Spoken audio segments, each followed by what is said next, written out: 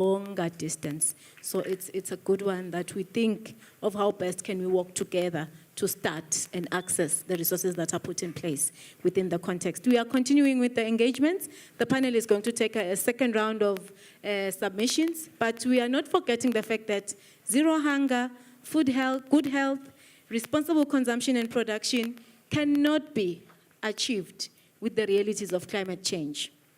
I think we've all seen it, we are seeing it. It's very apparent these days. We used to, when I was sitting where you're sitting, we used to say there will be climate change. These days, climate change is real. It's here. We can receive a serious hail just in such a day like this. So we are saying how best, we're going back to the panel, how best can this innovation, this precision agriculture be designed in a way that the youth could ensure that already we are designing it, being informed by the realities of climate change that are out there. It's not only climate change, it's also the realities of the economic climate that we are sitting in. We are really in a space where the challenges are getting more than the opportunities. So how best can we engage, think even more broader and deeper on how to respond to the challenges that are brought by climate change in making sure that we create and craft a strategy of ensuring that the innovations we are talking to, the technology that we are talking to, can afford us food systems that are sustainable in the presence of the economic climate and also the challenges of climate change. Dr. Cuthbert. Okay, thank you very much, moderator. I think for this one, where I would start is I always want to use examples of what we are doing as FAO. One of the key projects that we are implementing, I think we are reaching about 32 groups of youth across the country. This is, it's called one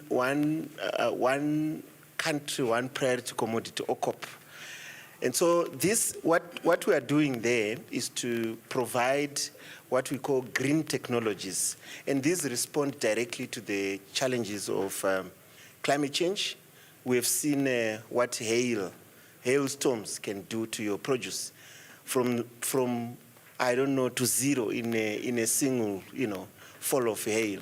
And many other vagaries, drought, even the floods can really devastate everything in just one night or afternoon.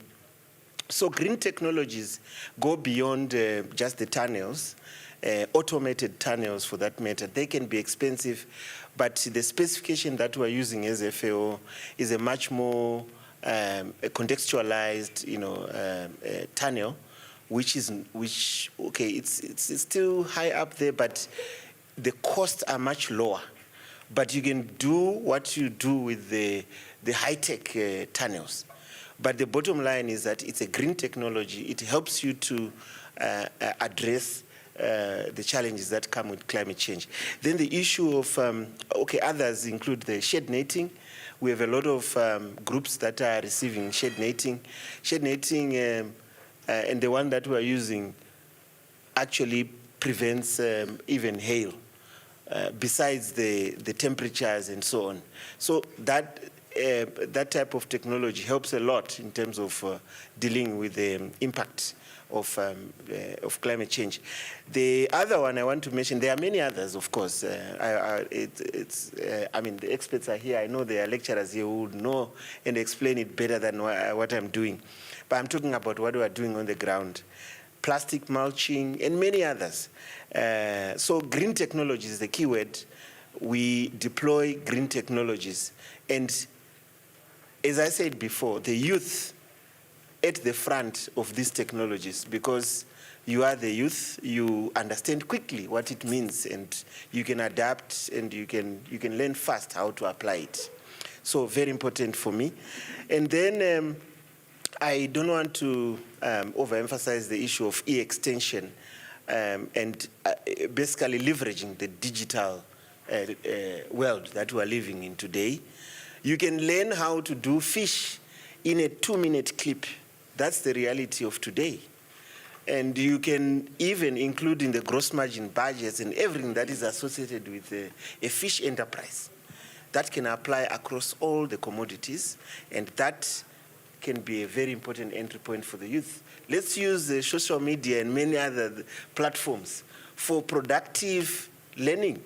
Let's use it to make sure that our livelihoods, we get money out of it. You don't put data to watch things just to laugh. Okay. So that's e-extension, digital extension, very important. Then the second part I want to emphasize is the issue of e-commerce.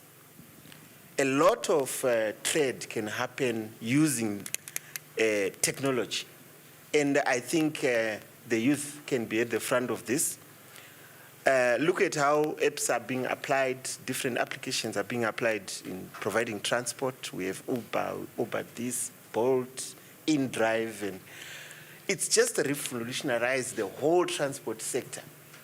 So the very same thing can happen in every service that is provided in the agricultural sector, including tractors and so on.